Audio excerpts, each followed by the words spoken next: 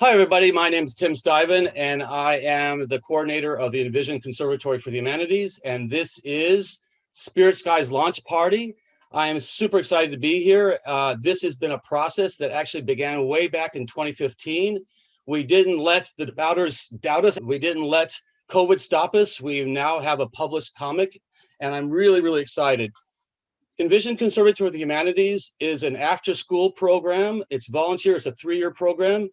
And this project actually began when we were having a discussion with a science teacher about a project, what we want to do.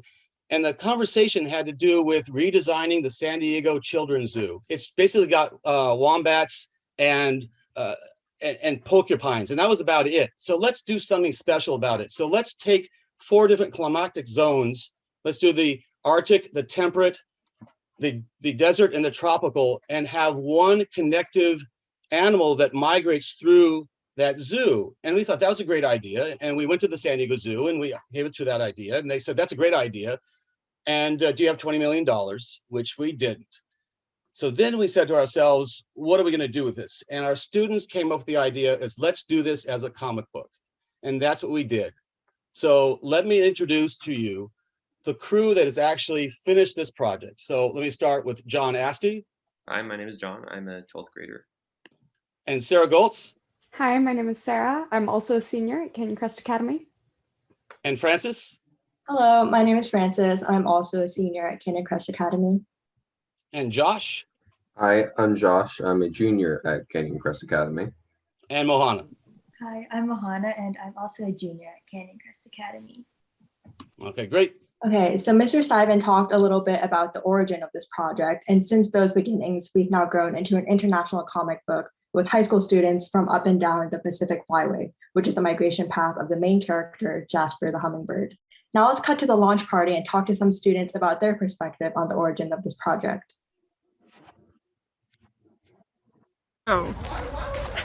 So, it's so good to see you.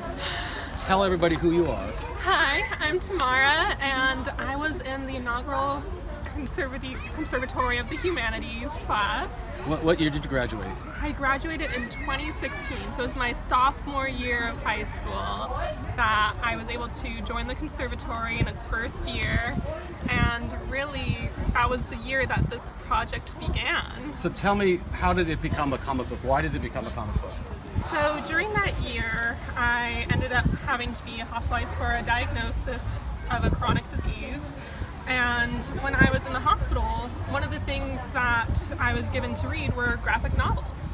And there was a garden right outside my room, and one of the things I could see were hummingbirds. Yeah, see that, there you go. And that's how this whole project got started. And so, what was your favorite part or memory of the project? I gotta say, I have this very vivid memory of a group of us sitting in the library and just bouncing ideas off each other, coming up with like evil cacti taking over your town. And it's really amazing to look back at that memory and see how these ideas developed into the graphic novel that's been published today. Woohoo! Okay, that's great. Hi, I'm Ashley. And I'm Selma. And we're both writers from the class of 2019. My favorite memory was getting to be part of the first group that went to Panama and building these relationships with the people there locally and fostering the sister cities relationship. My favorite memory was all of us sitting around the table as a team and working on the plot, storyboarding, figuring out plot holes, and just where we saw ourselves doing with the project in the coming year. So, are you excited with where the project's going? Yes. Okay, awesome. Go. Hi, I'm Grace Toynaga, class of 2018, and I was an illustrator on the original copy of Spirit Skies. Hi, my name is Tiana, class of 2017. I was also an illustrator for Spirit Skies. Hi, I'm Haley, and I was also an original illustrator and storyboard artist for Spirit Skies. I can speak for us all when saying our favorite memory was going to Panama, and we are super excited to have this book finally get published. Awesome. Run back up and... Oh no! So who are you guys? Hi, I'm Natalie. I'm Hannah. And we're alumni of the Envision Conservatory for the Humanities. We graduated in the class of 2020. We weren't just co-leads on the Spirit Skies project, we were in charge of the Panama outreach team, and we also translated volume 2 from Spanish to English. My favorite memory of our trip to Panama was presenting at the Biomuseo, a biodiversity museum in Panama City.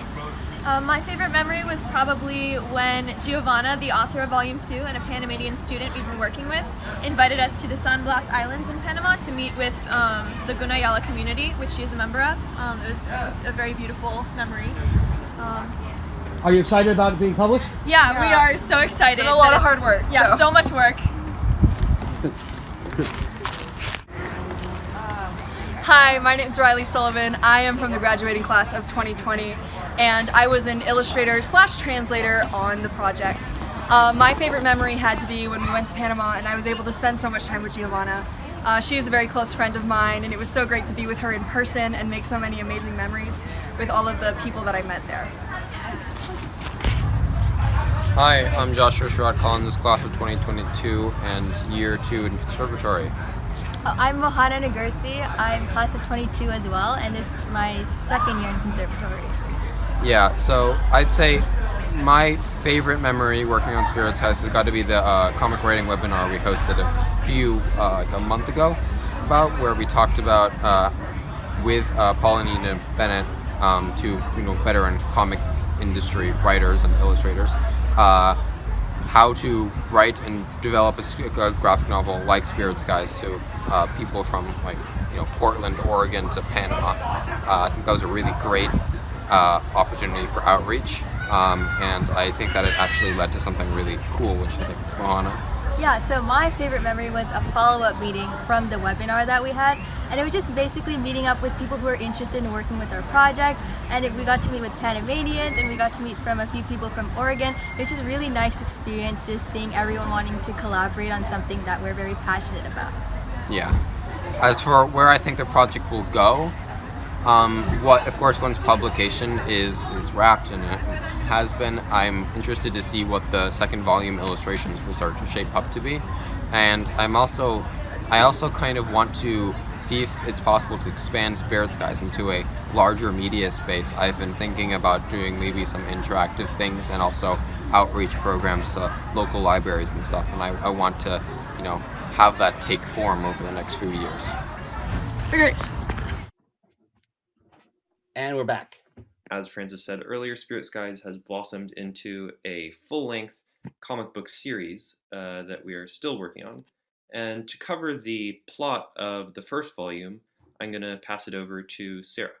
Yeah, so as John said, we've so far worked on the first volume, which is the one that's been published. And the first volume specifically centers around Jasper, a teenage boy of Kumeyaay descent who lives in San Diego. And after a day of wasting water, Jasper finds that everyone around him, including his two best friends, have been turned into cacti by Mother Nature. So to save his best friends and nature itself, Jasper has to find and restore parts of a magical talisman which has been broken and whose pieces are scattered across the Pacific Flyway, which is the migratory route of the rufous hummingbird. Mother Nature has turned Jasper into a rufous hummingbird for this journey to help him better understand the plight of the animals along the Pacific Flyway. So, guided by Windy, a magical spirit hummingbird, and other animals he meets along the way, Jasper goes on a journey to find the pieces of the talisman. So in the first novel, he starts off his journey, and then moving forward for volume 2, he actually is going to end up going to Panama. And Francis, do you want to talk a little bit about our trip to Panama? I think it was 2 years ago now, actually, and what we did there and sort of where we're going now. Yeah, it's really hard to believe that it was 2 years ago, because sometimes it seems like we were just going, this past March, especially with, COVID and everything, what we would all give to be able to go back. But it was really an unforgettable experience in the way that we really went from doing all this project in 2 different portions, like us just emailing people in Panama from our classroom on campus, to then actually getting on a plane and going there and being able to see the landscape that we'd only seen photos of, and actually have students who'd already gone to Panama point at things and be like, oh, like we saw this the last time we were here, and I remember this portion. And it was just a really cool experience overall to finally be in the environment that we'd kind of only been Googling, searching images of. But then along with that, since this is a project about environmental stewardship and climate change, we did see some of the evidence of that in Panama. As we do in San Diego, we see evidence of drought. I think John can speak more about the different aspects of climate change that we saw during our trip there. Well, like Francis said, as far as drought, that's sort of the subject of the first volume, and that's the environmental issue that actually sparks Jasper's journey. As Sarah said, his friends are turning to cacti because they've been wasting water, and as you probably know, California is in a pretty major drought right now. And Jasper is going on this quest as much to save his friends as to learn about himself and become more environmentally aware and care more about nature and animals. And in Panama, he encounters problems both of deforestation, which we ourselves saw on a bus ride in Panama, as I'm sure Francis and Mr. Stein remember, but also climate change and all these accompanying human factors, deforestation, climate change, all these things together, which are severely affecting the migratory path of the hummingbirds. And it's actually woven into the plot of Volume 2 that because of the extreme heat in the rainforest, Jasper almost can't make it to Panama, and he has to rely on this princess of the stars named Jade to sort of transport him there. And I think we can actually cut to a clip now of Giovanna Agrazal, who's the writer of Volume 2 of Spirit Skies, talking about that plot point and how climate change plays a role in her story. Sí, puedes hablar un poquito sobre volumen 2 si puedo. You saw in the chat how Jasper arrives to Panama, and then when he hits the border, passing from Costa Rica to Panama, he experiences the changes caused by climate change and global warming. But the emphasis of the story is all these different characters that he meets on his journey. And when he gets to Panama, he's going to meet some significant representative species or animals of Panama. For example, the iguana Fernanda, the harpy eagle, which is the national bird. And they're looking for this very special symbolic flower called the flower of the Holy Spirit. It's an orchid. It's also the national flower. Bueno, Fernando es una iguana verde, es oriunda de aquí de Panamá. Mi personaje con Fernando era que es muy cómico, tiene un gran sentido del humor y muy dramático. Era dramático. Como aquí en Panamá le hicimos como drama queen, le hicimos. Ajá, entonces pues básicamente Fernando va a ser muy importante porque va a ser el guía para que Jasper y Mai lleguen hacia Panamá. Jade en mi personaje es una princesa, pero que viene de las estrellas. Así que ella lo que va a hacer es ayudarlo cuando llegan cuando están en Costa Rica. Lo que va a hacer ella es entregarle un pedacito como estrella para poder que Jasper pueda como que sobrevivir en Panamá, porque Panamá es muy caliente. Entonces el cambio climático podía hacer que busque básicamente una parte de fantasía para poder que Jasper en la historia pudiera seguir el camino. Y Panamá es el águila arpía, es un águila, es el ave nacional para nosotros los panameños, muy importante aquí en Panamá.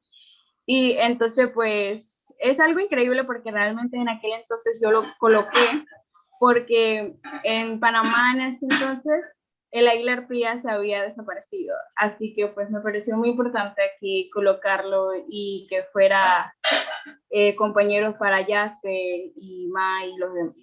Pues ese era Panamá. Ellos tienen un carácter ambos fuerte, pero se hacen muy amigos. So when we were on that trip to Panama, we actually got to visit our sister school, Amarayala, and also visit the school that Giovanna, who, as John mentioned, is the author of Volume 2, the high school that she was at then. And now, obviously, with COVID, it's not possible to actually talk to them face to face, shake their hands, hug them, have really nice conversations with them. We've had to adopt to a really digital landscape, do Zoom calls such as this one, and kind of collaborate that way. And Josh can definitely talk more about that. After we had found a writer for Volume 2, our next step was obviously to start thinking about who would be able to illustrate Volume 2. after to continue on the work done by our Envision Visual Arts Conservatory here at CCA. And in order to find illustrators for Volume 2, we actually hosted a webinar with the creators of several comics, Paul and Anita Bennett, where they could teach prospective artists about the comic writing and comic illustrating process, just generally the creation of a comic or a graphic novel, a lot like Spirit Skies. And then included in that webinar, we also had a short breakout room session in which we were able to talk specifically to the prospective artists and even some writers about the Spirit Skies series going forward and what their ideas for it were, including like issues from their own communities and ways they could represent them in the story or in art.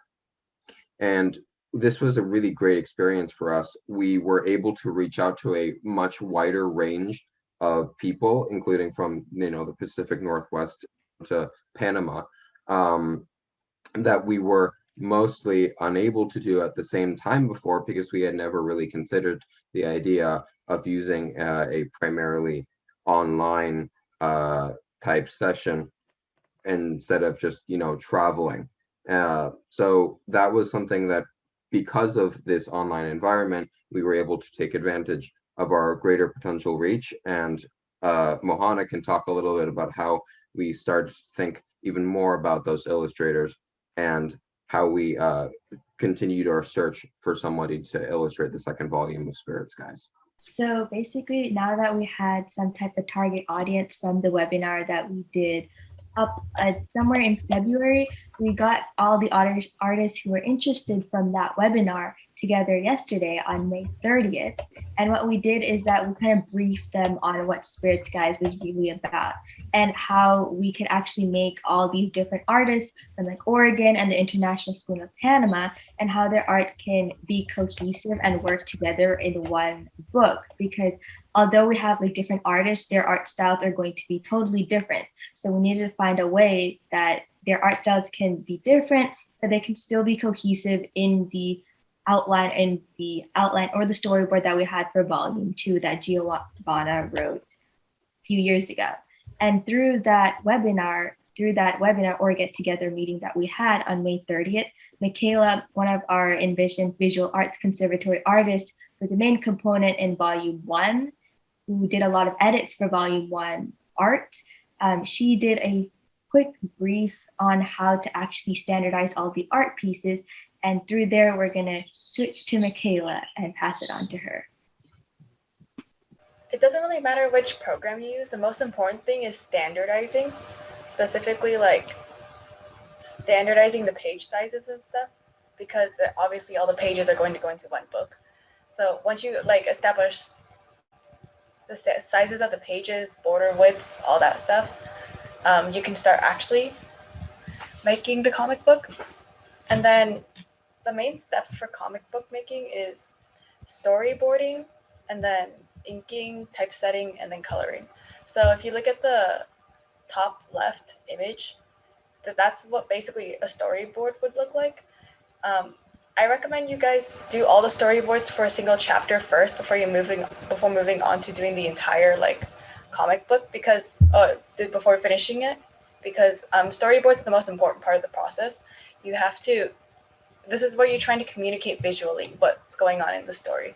You want every single panel to show, like when you're adding a panel to a comic book, you should be asking, why is that panel there? Like, what purpose does it serve? And then you're trying to show as much of the situation at hand in one image. So that's what the storyboard is. And then next parts are adding borders and typesetting, which this doesn't show exactly. John, can I share my screen? I have the webinar up, which I have my own images on, I guess. Sure, I'll stop sharing.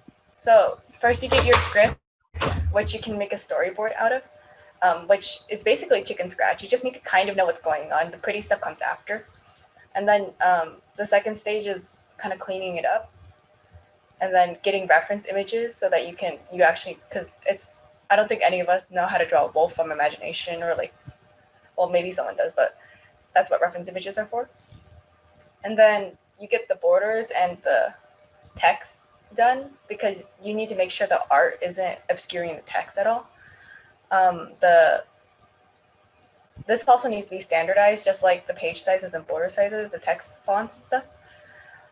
And then after that, you can start. That's when you finally start finishing up the page. It's like the finishing up the page is one of the longer parts of the process, but to be honest, it's not as important as the parts before, where you're trying to just get the raw information down onto paper. But as for volume 2, we did the whole volume 1 in digital painting, but volume 2, we're thinking about doing it in a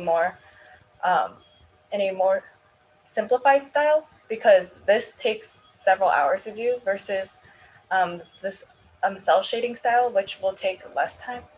I have an example of this. This is kind of like a mock concept art I did for Panama, the harpy eagle. And then once you have the line art done, so like you do your storyboard, then you get to this stage of line art, then you can start you just add base colors.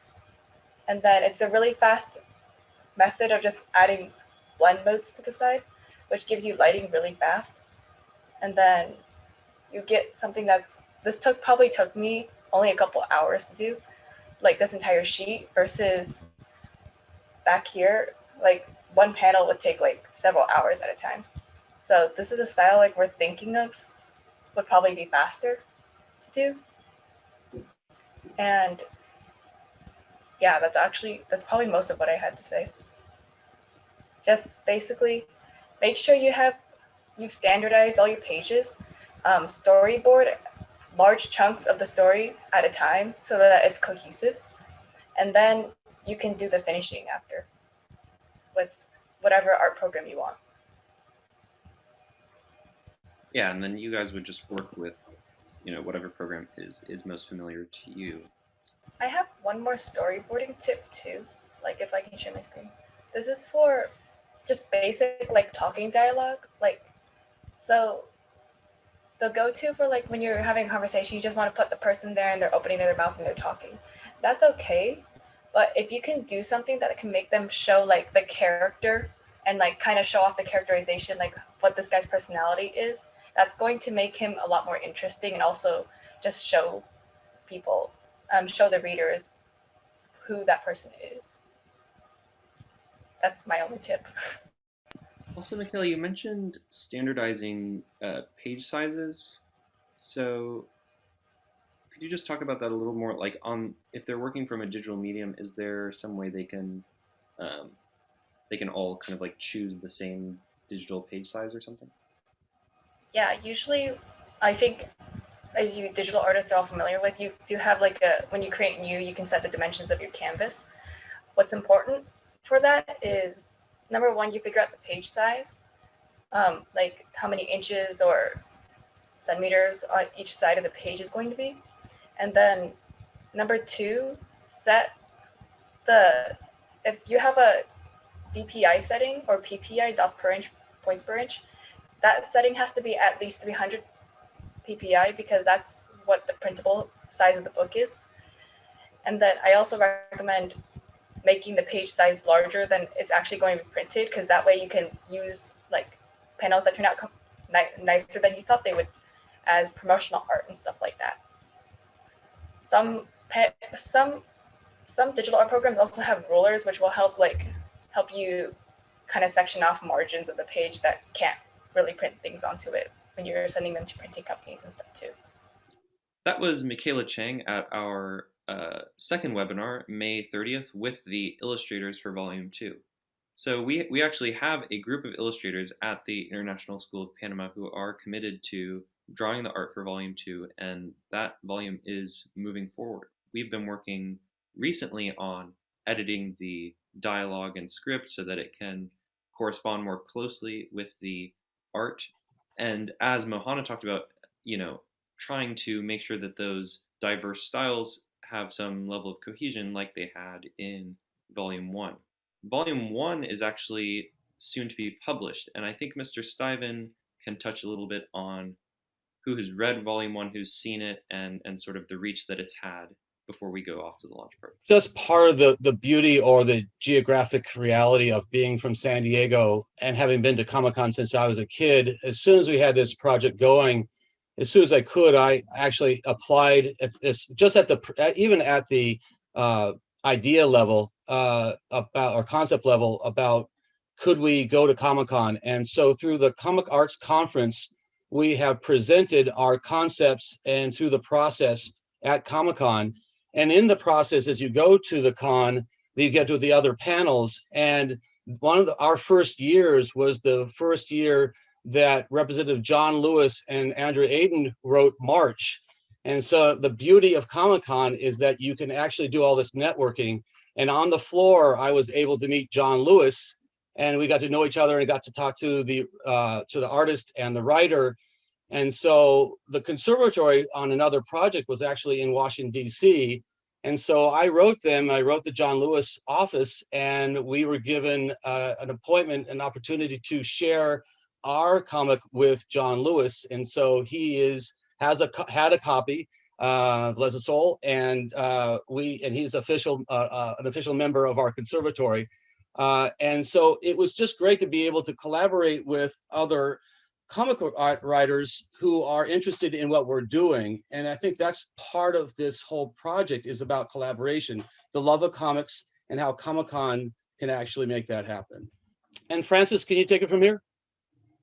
Yeah, so far our project has involved students from Panama, students from Portland. We've had actual comic book writers that are kind of like celebrities on the scene come and talk to us. We have Representative John Lewis knows about our project. And now our scope is about to get a lot bigger with the publication of Volume 1. So now we can cut over to the launch party, where Izzy Sturr, another member of our conservatory, and who's really been instrumental in doing a lot of the final edits on Volume 1 in terms of dialogue to get that to publication. We can talk to her about that process. So see you all at the launch party.